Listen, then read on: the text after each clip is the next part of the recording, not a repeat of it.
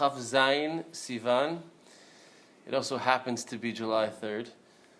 Right? That's right. That's where we are?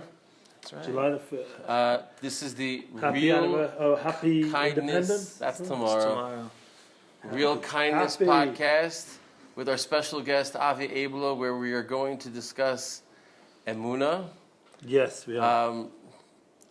So Avi, I don't know if you've seen any of our podcasts or not, but we start off. I think you have it backwards, Eli. Yeah. And there you go. We start off with a song. Yeah, a little bit of Nagunim before we do anything. Yeah. Can't talk about Emuna and kindness without a bit of soul. Love it. A little bit. Love it. What song do you want to start with today? So since the topic is Emuna, I figured we would do Anachnu Ma'aminim B'nei Ma'aminim. Yeah? That was our last podcast. Welcome, everyone. That was our last one we did. All those, about 2 years ago, whatever, 2 years ago. The Bretzlav. It was about Emuna. So we're carrying on the subject now, but we're living it in a frat.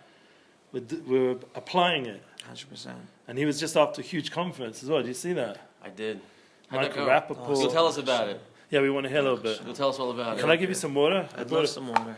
Isn't that amazing? We've got to keep hydrated, I wrote on my Telfie post. So that means hydrated spiritually and physically. So we're doing the spiritual and 100%. The physical. Baruch Hashem.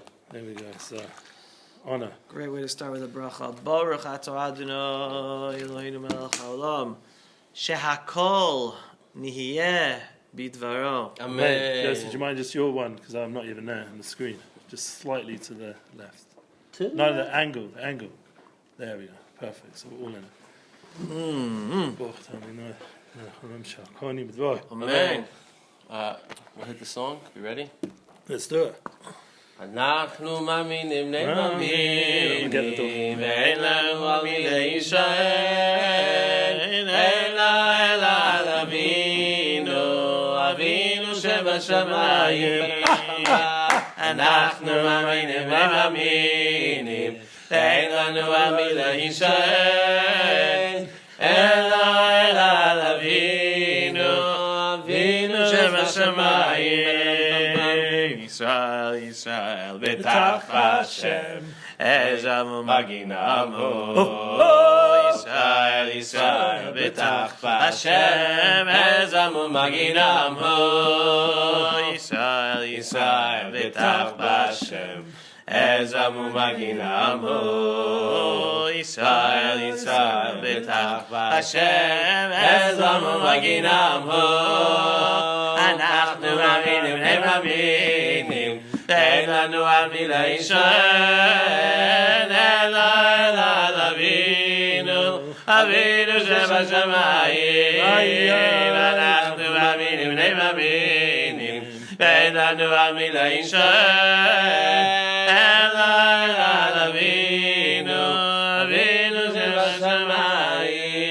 I really do believe that everything that's been happening over the past 3, 4, 5 years, although God is more concealed than he's ever been before, it's just him just saying, hey guys, I'm here. Remember me? Just believe and trust me. I actually think he is less concealed than ever before. I'd say it a different way. Wow. I'll say it like this. Because I explain this to people in my daily Pulse of Israel programming. Can you introduce? Yeah, who are you, Avi Abelow? I mean, I know. My name is Avi Abelow, a blessed man to be friends with these two tzaddikim, Yosef Aaron and Eli Goldsmith. I'm blessed to be part of this really holy, special kehila of Shirat David under the leadership of Rav Shlomo Katz. And who am I? I'm a Pashut Yid, proud father and husband, blessed to be bringing our 4 boys up in our ancestral homeland, to be feeling what it is to be natural Jews growing up in their natural habitats of our ancestral homeland, and blessed to be using whatever skills or voice that HaKadosh Baruch Hu gives me have a daily media program. It's a nonprofit organization where we're the media war for Israel, fighting for the Jewish people against our external enemies, helping people understand what we're really up against on a daily level, and the internal challenges we're up against within the Jewish people that are trying to bring us down, which is so hence I'm always talking about the spiritual war, and to go bring that all back to... Isn't that what it's all about? This is that's what it's all about. It's almost as if All about. they know and we're trying to comprehend it, Yeah. right? Yeah. The internal challenges within the Jewish people, I mean, explain this. It's always been there. Our own worst enemies have always been within the Jewish people. And again, let's just call it what it is. Call it the Erev Rav. They exist. They're within us. Again, I'm no You rabbi. went there pretty fast, you know. I did go there pretty fast. You stayed out you that took me subject there. pretty much, but yeah. You took me there. I remember last time when you came and spoke in the Breslov Yeah. studio there, and I was a bit nervous to get as politically involved. So thank God, after living here a few years, No. This is and seeing the urgency, we're like in another world now. You know, Yeah, no, it's understandable. my son, like in Gaza, 9 months. Yours also, you know, like and, Now we have two. two. in Gaza. So like, life's changed a little bit since that. You should. Yeah. the problem no, is we don't know who the Erev is, right? But That's let- the whole. Yeah, but think how of it do like we- this. Think of it as it's a spiritual war. Hakadosh Baruch Hu was always trying us. Hakadosh Baruch Hu was always trying us. He always wants us to be better. I mean, again, we can go, however spiritual or deep we want to go. But then the existential question comes up: why is there evil in the world? If God wants there to be good, why isn't everything all good? Well, if there wasn't evil, man wouldn't choose good. It's only because there's evil, man gets to have the opportunity to use his free will to choose good. So evil is out there in a sense for our benefit to come up to overcome it and make ourselves better and make the world a better place by us realizing what we're up against to bring good into the world. And there's always that deeper question: did God actually create evil? Of course. But then, Give us It's the all, hero. he gave us Bechira. Yeah. It's all I mean, of Biggest course, gift. I'm going. I spoke Shabbos at I Okay, had before too. Musaf, whoever was here, and we gave a shout, of course, for Jeswan Chesed and Yosef Aaron's Meals for Heroes, all the amazing stuff he does. But now we can publicly give a shout out to Pulse of Israel, the conference you did, and I know from my event before with Sholem, I'm still not paid up completely personally. So, like you see, when you put on an event, you take responsibility for the community. Financially, it's always a burden. It is. Right. And it's putting yourself out there, or feeding all the soldiers, is putting yourself out there. It's a big responsibility once you get involved with the Sibor, but it's also a big merit. And whoever is listening, this is part of the Real Kindness podcast. That means real action. And I spoke about it the Shabbat Musaf. I said that we are the greatest generation because we have the most bechira. We have the most choice. We have the ability to go after our eyes, go after our heart for things that are going to lose our focus. Right. Or to be focused on, like, what we're trying to do is do real projects to make real differences to people's lives, to really bring inspiration, bring unity, bring truth, clarity, awareness, so that people aren't going on the wrong track. Right. but it's for the ultimate goal, right? The ultimate goal is, as we've discussed many times Yeah. here in the Shiurim and Shirat David as a whole, is to bring Mashiach, right? Sure. 100%. And the last time I was in America, which was a couple of weeks ago, right before Shavuot, I got back. I was at a fundraise, and I was talking to some of my friends, and I think I mentioned this the last time, but I don't know if you heard this. And just talking to them, trying to convince them or relay how important it is for them to come home. And their response, I'll come when Mashiach comes. No, you bring Mashiach. Right. You So- bring Mashiach. So my response to them was, I was a little frustrated, disappointed by their response. And he's like, "Whoa, what do you want from me?" I'm like, I wake up every morning, say Moda'ani, do Netilat Yadayim, say Birkot HaShachar, and I drink my cup of coffee. And as I'm drinking my cup of coffee, do you know what I'm thinking about? What can I do today to help bring Mashiach faster? Wow. This is what are you doing to bring Mashiach? Yeah. Like, what are you doing? And that goes What together. and that ties into Yeah, the concept of Emuna. Yeah. That's what's really what it's all about. Do we believe be'emuna shlema The Vias HaMashiach. b'viat HaMashiach? That Do we is- believe it or not? You know, do the we Chabadniks, believe they that- leave out the Afal Pish, Mameh. They just wanted the Vias HaMashiach. But we have to. But that's one of the ani mamin. Say it please for me. אני מאמין באמונה שלמה בביאת משיח. Yeah, one of the Yugminas from the Rambam. We have an obligation. Right, and following your point before, I 100% agree. We are the generation that has the ability for so much good. Like the fact that all the evil in the world is being exposed, the fact that all the ta'avot, all the evil inclinations, all the basic human desires, everything is so easy. Yeah. It's so easy. I mean, just walking down the street in terms of modesty, just in terms of the issue of dress and modesty, it's like there are no rules anymore. Right. I mean, forget about different parades taking place in cities like San Francisco and New York, and it's like modesty is gone, but then we have to look at it as the positive. And as the Jew, like we were saying, it's giving us the opportunity to overcome it all on such a higher level more than our parents and grandparents and great-grandparents who were not challenged as much to have to deal with those basic desires. So that's just an example. So the same thing in terms of the evil that exists today. But that does make him less concealed, though, just that we have the ability. I still believe that he's less concealed than ever before. But it's the fact that we have the ability to choose. Right. That's the Emuna. Right, exactly. Emuna's going to help us make the right choice. That's why Avi came in to help us today. To just Can you tell us about the conference? 100%. Tell us about the conference. Yeah, we want to hear. So the conference, this is the second time we had our conference in Jerusalem, and live streams all over the world for people all over. Seriously, people. There was thousands watching. Yeah, thousands watching all over the world, countries all over the world. And the Pulse of Israel in my voice is about giving people the inspiring hope beyond the depressing, sad headlines that make everything seem so horrible. Whether on a global stage, on a national stage, on the Jewish people stage, like things seem so bad. And I'm about trying to give people the inspiring, politically incorrect truth to analyze exactly what's going on the current events, real politic level, and then give over the inspiration, the Emuna-based, I call it the belief-based aspect of what's really going on, to give people hope and inspiration to move forward in these very challenging, traumatic, sad times. Talking about trauma, I was out with my wife last night, and we were just Which in a... we encourage, by the way. Yeah, spend time with your wives. Yes. Wives spend time with your That husbands. was another Date part night. of my schmooze, Musa. Date If night. you're going to use these Make sure next you few do it months, at least once every couple of weeks. yeah, focus on your family. This is the time period. Yeah, This definitely. is a great opportunity. Do not waste your life on work, no matter Yeah. how important your work is. Your family is more important than your work.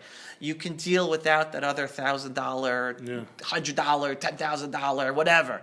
Your family is more important than your work and whatever money most you have in your important. bank account. Yes. So we were at this little restaurant in Talpiot, and all of a sudden, we hear boom, boom, boom! And seriously, it sounded like bombs were going off, shooting was happening. Everyone at the restaurant jumped.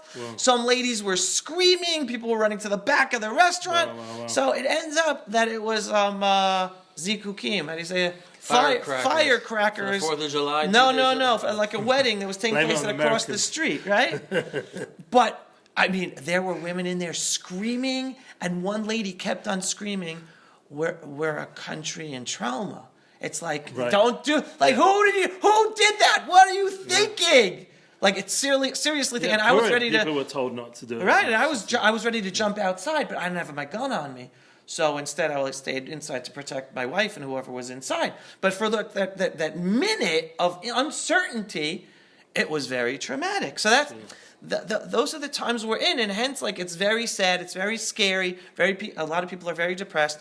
So I use the Pulse of Israel in my voice and my daily programming. And again, if you're not following me yet, and you want this inspiration, go to pulseofisrael.com and you can click subscribe. Highly recommended. Yeah. Thanks, guys. He's one Avi of is my awesome. on my podcast list. Every time he posts, it comes up. Subscribed. Go. Spotify's So where are you a on? big platform. You're on Believe it or not, Facebook, Spotify you're on took me YouTube. down. I have to try to. No I'm way? still trying to figure out Oh, how yeah, to get I back up noticed on recently. Spotify. You're Yeah, not there. a month ago they took me down. I'm still can't trying to believe get back on. Every time Yeah, I try I to noticed sign last 2 in, weeks. Didn't see it. yeah, I can't get in. I do passwords, do password, nothing works. I have no clue. Anyway, Get back in. I'll call Get back in. We want you there. I'm trying. So the conference this year, first of all, look, I'll start with the conference last year. It was very, very important for me to have this conference last year, and everyone thought I was crazy because I put it together in 3 weeks. Wow. 3 weeks, this huge conference, and why did I want to do it last year? Because there was a topic that is not being discussed. It's still hardly being discussed, but it's a little more out there than it was last year. And this is in June 2023, right? This is before the October 7th Simchat Torah massacre.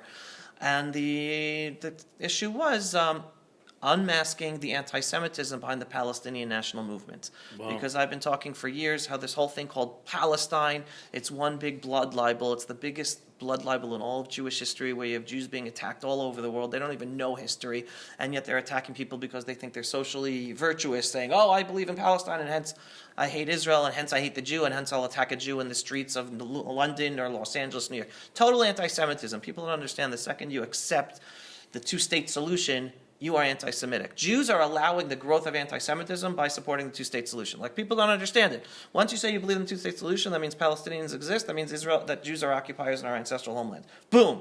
That's it. So that's what the conference was last year. And I remember, it was very clear. Yeah. You had some real experts on there. Yeah, unbelievable. Really powerful. That's the thing, it's factual. Yeah. It's not like this. I don't know if anyone heard what Biden, but Manis Friedman picked up on it, that he said that the idea that we're truth, we're not facts. Which is like, what is that? That's what he said? Yeah. That just shows you how it's all just based on nonsense. It tells you it's all a spiritual world. It goes of to show connecting you to HaKadosh Baruch Hu. where the U.S. and the world in general Truth and is right facts now. go together. No. My truth, meaning my feelings, are more important than your facts. Right. Fact is, the Jewish people are ancestral, indigenous people to the land of Israel. Nothing to argue with. So basically that was last year. And this year we thought, all right, let's go. We're now in the middle of this war. And it's funny because this year we started earlier. So we started 2.5 months before, not 3 weeks before, right? So we had no clue what was going to be 2.5 months ago when trying to think of what the title, what the subject of the conference would be. But I figured the war's still going to be going on. What I like to tell people, and I said this at the conference, is that this isn't the Gaza war. It's not a new war. This is the 77th year of the War of Independence in 1948. All right, and that's what Jews have to switch their minds. Like, we don't have enough leaders telling us the truth about what we're going through. Thinking like, oh, that war's over, and now we're back to normal, and now we can have peace without any embarrassment. No, we're in an existential war. It's a religious war. We're surrounded by hundreds of millions, if not billions, of Arab Muslims who want to destroy us and kill us out of a religious desire because they believe it. That's what they're told in the Quran. That's what it's about. Hence, we're in the 77th war of the War of Independence. Never ended. They just changed their names and entities of who they are officially. So this year, we said, you know what? We're going to talk about next steps. I want to give people the hope about moving forward, even though we're in this war, after what happened to us, the biggest tragedy, the biggest massacre to the Jewish people in the land of Israel since the Holocaust. So the conference was focused on next steps, putting together Israel's roadmap to true independence. Why true independence? Well, independence, because one, we're not truly independent. Look, we can't fight this war. We're 9 months into this war, and our hands are tied behind our backs. America, U.S. administration, today's U.S. administration is tying our hands behind our backs, withholding weapons. We're in an existential war, and our biggest ally is withholding weapons from us. They're not letting us fight properly. We're not able to win. They're not letting us to take land. The only way you win a war is by taking land away from the enemy. We should have been setting up new communities in the Gaza Strip months ago. Besides our politicians saying, "Oh no, we can't resettle the Gaza Strip, and we have to let them have self-rule there again." Even though we all know that means that Hamas, Islamic Jihad, or the kafir-loving teddy bear lovers, whatever new names they come up to call themselves, are going to be in charge there and continue trying to kill us. So we all know eventually we're going to be there forever and resettling. And my children know we're going to have homes on the beaches of Gush Katif. Yeah, we're going to be there. It's inevitable. Getting a If you're- dira for right. your mum. If you're a realist, you know that's the Apartment only on the way. solution, which we spoke about at the conference as well. But the world is stopping us from doing it, making us look as if we're evil and having our politicians look afraid of saying what needs to be done. So we're in an existential war where the world is against us and stopping Well, us. talking about the world being against us, so I just want to throw in, like, say Michael Rappaport came, which is a big deal. Right, He we came gave and him an spoke. award, right. And so someone like on that level who really, from what I understood, was a Democrat at one point, and which generally was a bit more in the middle maybe, or maybe I don't know. It's complicated what it was, but we know now what. Well, the Democrats of today aren't nearly same. what they were back in the day. But nevertheless, I don't think he was as strong about Israel and pride and as he is now. So how did it manifest at the conference? How did he give over there? Well, actually, after here, I'm going to be on my way to my studio in Jerusalem to interview him and get him to talk his story. So you've got to go watch the full interview there. But can you just give us a little insight what he said at the actual conference? It's very simple. I mean... without dropping the F-bombs that he dropped. Yeah, no, but I have to say,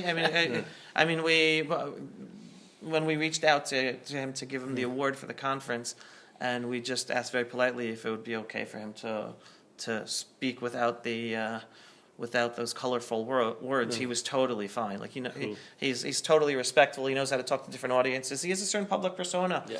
But he's such Michael Rappaport. If you're watching this, you are such a mensch. He's such a down to earth guy, and he is searching for his Jewish identity. October 7th woke him up, and him together with his wife are on a journey. They're on their Jewish journey right now. This is now their 4th time visiting Israel since October 7th. He was never in Israel before October 7th. So based on you, because you're traveling a lot, you're going to the US, you're doing conferences, and if anyone wants to reach out direct to Avi or myself or Unity Bookings, I'm always happy to assist and get events going. That's part of what we want to get your name out even more, so that when you're in America, you can be even more effective in your outreach with these truth and with facts and Emuna. But are people accessing that last point, the Emuna aspect? Are they connecting October 7th to more Emuna in Hashem, more Emuna in Torah, more Emuna in Eretz Yisrael, more Emuna in themselves? Is it manifesting? Because we're hoping it is. That's what the real kindness. We believe kindness comes together with the Torah and Emuna. Yosef is very strong in pushing that. Do you feel... To me, and if I can interject for a second, to me, and this is why I wore this shirt today, I think the way to gain Emuna is to be grateful. Like, I was at dinner last night with a couple of friends, and they're like, where was God, October 7th? And that they're looking at it in that way. And I was just like can I just flip it on you for a second? Let me just flip it on you in a second and say, since the existence of the state of Israel, every single second that we've been living here is a miracle. It's an absolute miracle. The fact that we live here in Efrat, and we have an unbelievable Kitat Konenut, and they're awesome, but if 200 of those cockroaches in Beit Lechem decide that they want to come and do whatever, it's a miracle every single day. The fact that we actually exist within the neighboring Arab countries is an absolute miracle. So where was God? He was right there. Where were we? I like to say that there are 2 main proofs that God exists. This is for anyone, Jew or non-Jew alike. Proof number 1, that the Jewish people exist. There's no rational explanation for how the Jewish people exist after 2,000 plus years of continuous exile and persecution. No rational explanations, only because God wants us to be here. Hence, we're proof that God exists. Proof number 2 is that the modern Jewish state of Israel, again, which is 76 years young, it's really 3,500 years old, that we exist. Because, again, I reiterate all the time the point you just said, we're a daily miracle. Every day that we exist, we're a secondly miracle. Right, and we're proof that God exists, right? And then what I tell people when they focus on that, I'm like, guys, you're human. You're using your 5 senses to understand reality. God is above time. Just take a step back as a parent, right? As a parent. And again, I'm not using exact analogy here, but sometimes as a parent, we're not always the best towards our kids or the best as our kids want us to act towards them. Our kids think we're angry at them. Our kids think we're punishing them. We as parents understand we're doing what we think is best. We see the long picture of the child's life. So we, in our limited human understanding of reality, see what we see as good, as bad, and things that look horrible. How could God do this? God's looking, He's timeless. God is timeless, right? And everything is, and there's a processes that take place, and sometimes bad things are part of the processes in order to bring good things along. So I'm a big believer, like we started talking about evil, because you asked, did God create evil? God created free will so that man can do evil. right? So bad things happen, but in the long scheme of things, we have to take ourselves out of the five senses, very limited human ability of understanding reality and understanding God, and say, wait a second, I'm a believer. I believe everything's for the best. I believe God is leading us to a time for us to take responsibility and be part of the process to bring the redemption, bring the Geula, have Mashiach come, which is partly Jews coming and living in Israel to be part of that process. And unfortunately, we Jews have to wake up sometimes, and sometimes bad things are necessary in order for us to wake up, and it's part of a long process, and you have to hold on and strengthen your Emuna, and not to look at the bad. And again, I'm all for being upset at HaKadosh Baruch Hu. All right, you could be mad at HaKadosh Baruch Hu. Things happen, be mad. That's a be relationship. mad. Yeah. Right, that's a relationship. You have a spouse, husband, wife. Sometimes you're mad at each other. That shouldn't take it away from your love and your commitment to continue working together to make a better life together for the two of you, for your family, for your greater community, for humanity. So same thing with God. Every once in a while, be mad when something upsets you, but don't take your eye off of the ball, which is the bigger picture and the process we're going through as a Jew, as the Jewish community, as the Jewish people in Israel, and as humanity towards bringing the Geula.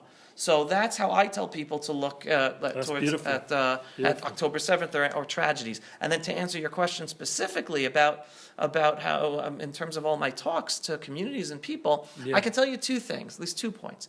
One, I give over the message of spirituality when I talk. When I explain to people, I'm going to communities all over the place to explain to them what's going on in the war. Again, I'm serving in this war. I'm in IDF reserve duty every few months. I'm supposed to go back next month if it happens or not. We'll see. I have 2 sons fighting in Gaza right now. So I'm there. I know what's going on. I've been dedicated to their shmira, to their heavenly protection. Amen. And my son Baruch Mash and all the other soldiers. And they're both in Tzanchanim units. So they see each other. Every once in a while. That's right. So I explain people there's the physical war, but beyond the physical war is the spiritual war. And again, this is one of the reasons I tell, and if you're watching and you live abroad, you're not yet living in Israel. You've not yet been blessed to make that decision to come home. I tell them, in Israel, we're experiencing the spiritual process in a much more stronger way than Jews around the world. Yes, there are Jews strengthening their Jewish connection more, their Jewish identity, connecting to Israel, but on a daily level, the spiritual process we as a Jewish people are experiencing here, and I tell people, do not listen to the headline news, not even the Jewish headline news, because on the ground, if you're on the ground, whether you're in Jerusalem or Tel Aviv or Haifa, you see unity of the Jewish people. You see ultra-Orthodox, you see secular, you see national religious. We go shopping together, we're in hospitals together, we work together, we're in cars together, we're serving the army together. Don't listen to the horrific headline news about protests and the divided people. It's noise. That's the Erev Rav trying to make a problem and cause division. Yes, there are a tiny amount of people causing division. They don't represent the klal. They don't represent the people. The majority of Am Yisrael are going through a unification process and strengthening our unity on the ground. So follow that. So that's the message you give over to people. I love it. How many people? Everything unity inspires, unity unites souls. Of course. What just one chesed does all day, like helping inspire kindness, and that brings more unity. Everything we're trying to do, all 3 of us, is totally in line with your message. We're all aligned, and now it's a matter of people listening, doing something about it, and they themselves getting the message out there, supporting Avi Abelow's beautiful online platforms, Pulse of Israel, your conferences, helping him grow that, reach more communities in America and beyond.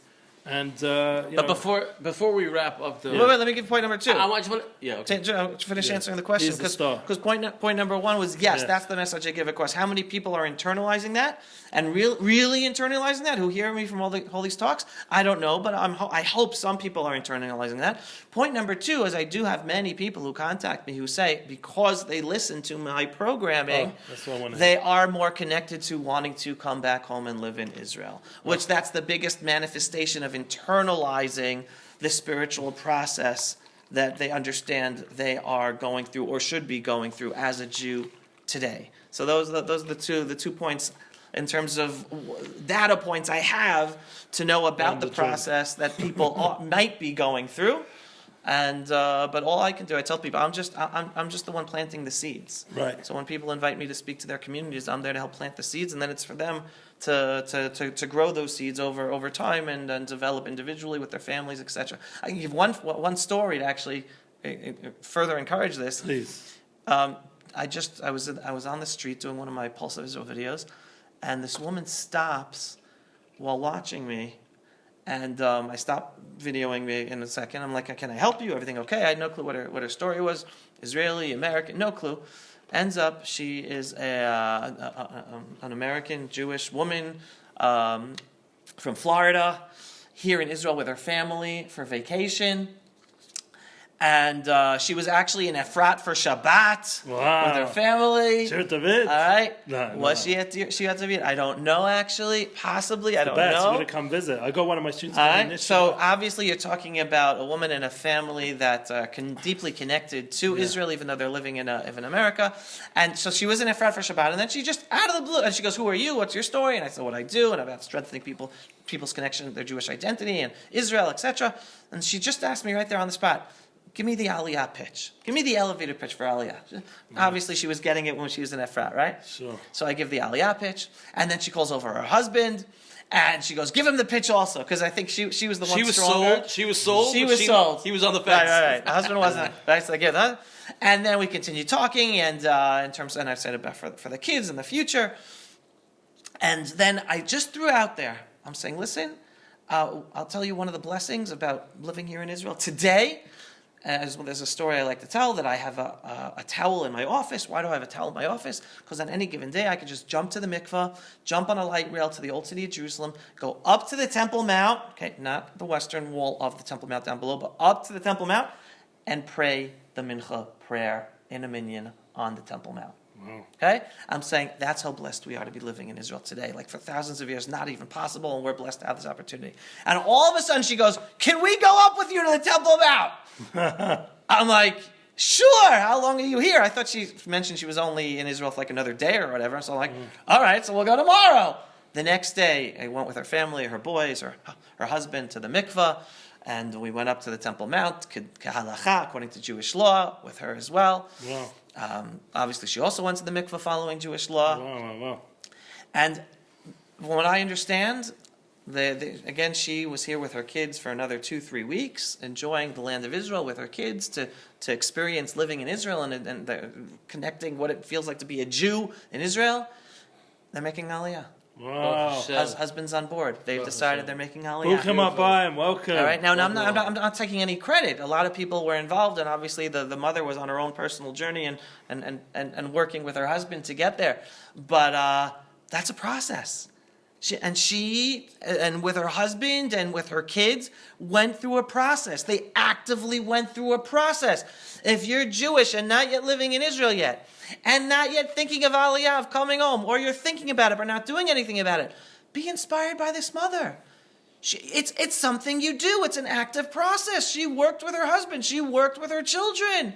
She actually had her children be excited. I met them at the beginning, and they weren't so excited about Israel. And then I was following her on Facebook. Her kids were loving Israel. And they're sensing, and she was posting, like, they understand living here is living Jewish. It's not just living a Jew, and I'm sorry, all you Americans or anyone in the diaspora, but yes, you're all second-class citizens. You might not think of it, you're second-class citizens, and the growing anti-Semitism today is reminding you, and again, if you're religious, though you don't think of it as much, but definitely the less religious Jews, they're reminding Jews today that you're Jews first, and Americans, or British, or French, or German, or Canadian second. It's taking anti-Semitism to remind Jews of that. You're Jews. You're not American. You're not French. You're not British. Most of your grandparents weren't American or French or British. They were Polish or Litvish or Russian or Ukrainian. Their grandparents or great-grandparents were from different countries because we are, or African or Middle Eastern. We're Jews. We're Jews. You happen to have American citizenship right now. But the fact that you, and again, I'm not coming this as blaming. I'm trying to help you get into your own heads. The fact that American Jews and religious Jews and the best religious Jews living in the most strongest Jewish religious Orthodox communities in America today, whether Lakewood or New York or Boca, the fact that you teach your children that you're Americans, you guys are missing the education of your children. You're Jews, and you just happen to be living in a generation to be blessed to live in a country that's been good to Jews, and hence you guys right now are American citizens. But you're Jews. Wasn't I promise you, your grandchildren are probably not going to be American. They're going to be Israeli. This reminds me of that story. better, you heard him. Between You are Jews, right? Jews in the Jewish state of who Israel. come from I don't know, Judea and Israelis Samaria, by the way. sometimes are a little bit Right? That's nationalistic where for Jews me. come. But what you just said, You know, it reminds me of the story of They also Golda need a Meir and fresh Henry labor. Kissinger, right? Which story? Golda Meir and Oh, Henry Golda Meir, Kissinger. yeah. When he said, Golda, I'm a congressman, I'm American, and I'm a Jew. She's like, don't forget, in Hebrew we read left to right. Right. I would do then right to left. So Right. then really Jew was Jew, first. right. So, yes. Right. That was a great comeback. Everything that Avi is saying is obviously emet. I really wanted to get to you were talking about next steps. Maybe we'll do that on the next one, but I think one of the things Stay tuned. that I personally fear is that with the next steps is like I don't necessarily see the proper potential leadership in order to get us to where we want to be. I'm So a big. do we have someone who we can look up to, who has Yirat Shamayim, who mamash is somebody that at the end of the day knows As Emuna.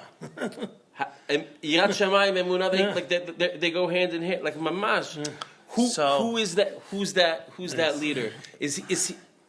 Because I don't see it. So I'll answer you like this. I think part of the beauty of the spiritual process and the redemption process we're going through right now is that we're weaning ourselves off of the leader mentality of saviorhood. Mashiach will come, but before Mashiach comes, Am Yisrael as a collective will be leading ourselves despite the fact that we are leaderless. And then Mashiach's going to come in. And I see the spiritual process we're going in is Am Yisrael. We're taking responsibility.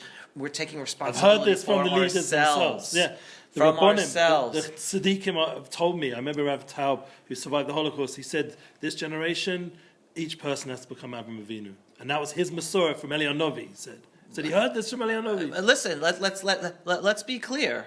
We are And leaderless. He's not. Some Rabbonim had issues with his statements, but he was a big maminim. How many? I mean, To have Emuna in yourself as an individual, as an Avram Avinu, as an Avi. October 7th, I mean, again, I look at October 7th in a belief-based and Emuna-based way. Before October 7th, the Zionist narrative, and again, I'm a big Tzioni, right? But to me, Tzionut is Jerusalem. I'm not looking at it as a secular political movement. You can't be a Jew without being a Tzioni, meaning Tzion is Yerushalayim. A Jew is connected to Israel, meaning the fact that some people took it in a political way, well, that's their bad. But ultimately, Zionism is the Jewish. You can't be a Jew without being Zionistic. Any Jew who thinks that, he's not being a Jew, right? But before October 7th, the Zionist narrative was, the secular Zionist narrative was, we're only here in the land of Israel because of David Ben Gurion, and because of Moshe Dayan, and because of the army, and because of the generals, right? That was the narrative until October 7th. And a national religious like us, well, I say Hallel on Yom Ha'atzmaut. Why? Because I know God's behind it. Yes, we have human people that are on the ground because HaKadosh Baruch Hu needs our partnership, but it's really God. We're only here because of the miracles, and He's watching over us, not just because of our secular leaders who won the wars and led the politics and the governments. Not at all. It's because of Hashem, and they did their things on the ground. What was October 7th? October 7th, we saw the total failure of leadership on all levels. All levels. Political, intelligence, military intelligence, everything. All failed. Why? What's the belief-based lesson out of all that? It was a reminder to all of Am Yisrael, and that's what we're going through in Israel today, because that's why you have so many Jews and secular Jews who were not necessarily religious before October 7th, strengthening their Jewish identity because they realize, oh my God, we're only here because of God. That's what October 7th, that's the real wake-up call of October 7th, that HaKadosh Baruch Hu, it's not that HaKadosh Baruch Hu wasn't there. It's that evil people did something evil because it was allowed to be done because of so many things, and now people are waking up and realizing we're only here because of God. It's the opposite. And it's because people are waking up that we're supposed to strengthen our relationship with God that we are going to bring the redemption. And we are leaderless. And again, how many rabbis in America today are telling their communities to wake up and realize they're Jews and not Americans and start making your Aliyah plans? How many? So I'm sorry, and I have plenty of friends who are rabbis, but community rabbis are not leaders. They're not leaders. Community rabbis are paid by the community and they have to keep their jobs, and they're not being leaders. They are being paid to try to be spiritual liaisons to help their community grow. They're not telling their community what to do and what's right or wrong, because if they would, they'll be fired and they'd lose their jobs. So with all the kavod, and I have plenty of friends who are community rabbis, and there's a reason Rambam says you're not supposed to be paid to be a rabbi. All right, just put it out there. You're not able to be a true leader if you're being paid. You're not able to. It's the Rambam. It's not Avi Abelow. So we're leaderless. We don't have the rabbis telling us what we're supposed to do. Politicians don't have the Emuna necessary to do what we're supposed to do. We're in a process of the Jewish people on the ground reclaiming our Emuna, reclaiming our identity as Jews, reclaiming our true connection with our ancestral homeland. And part of the conference and part of my messaging is understanding our identity. We are a chosen people with a chosen homeland, with a chosen purpose. And that chosen purpose is to bring the redemption and l'taken olam malchut shakai. How? By being here in Israel. And people say, oh, but if all the American Jews make Aliyah, then whatever. Listen, first of all, halavai, all Jews in America would make Aliyah. Halavai, right? First of all, because that's what you're supposed to do. We're supposed to live here in order to fulfill our purpose. Unfortunately, I'm also a realist. That's not going to happen. But I am for whatever Jews do wake up to come home and not use that as an excuse. Because there are going to be plenty of Jews who are going to stay there and go down with the sinking ship of America and London and Britain and Canada and New Zealand and Australia. So if you at least are awake to realize you're a Jew and you should be home and raising your children to be proud Jews in their ancestral homeland, then come home. Don't use that as an excuse. There are plenty of other Jews who are going to stay who are not as connected. That's our purpose is here. Can I put a stop to this now? Yes. The reason being, one, we've all got so much to do. Literally, one of the beautiful parts of all three of us is we're very active in doing things. I'm like watching messages flick on that phone. I've got another one there. I haven't even seen it. He's got his phone's going wild. Your phone's going wild. There's a lot of pressure, Baruch Hashem, in a good way, for us to be proactive and do stuff. So on that note, we're going to end today's episode. We obviously see there's so much to say. We'll have to do a part 2, maybe another month or so. And I think that the Pulse of Israel is something everyone should follow. Please God, it will be back on all the platforms fully and should get the empowerment it needs. That means support it, guys, and support Unity projects, bookings, reach out. I'm happy to help Avi do bigger and bigger events in America and outside of Israel. And Yosef, Chesed, Meals for Heroes. So much going on right now. The war's not finished, like he said. It really never was not finished. It's always been not finished, and it's not. That's a very big point. That it's going to finish with a Geula. It's going to finish with Mashiach. I mean, if you really internalize there's what no the war peace is, until Mashiach comes. That's right. Amen. That's it. Avi, thank you so much. Thank you guys for having me. Yes. Two tzaddikim. What a pleasure. What a bracha. It's an honor for us to have you. Yes, a real kindness. Literally, Mamash. It's you're our first guest on our podcast, and guest. I feel like it couldn't have been anyone better. It could have been anyone better. Thank you so much. Thank you so much. All right, thank you for watching, folks.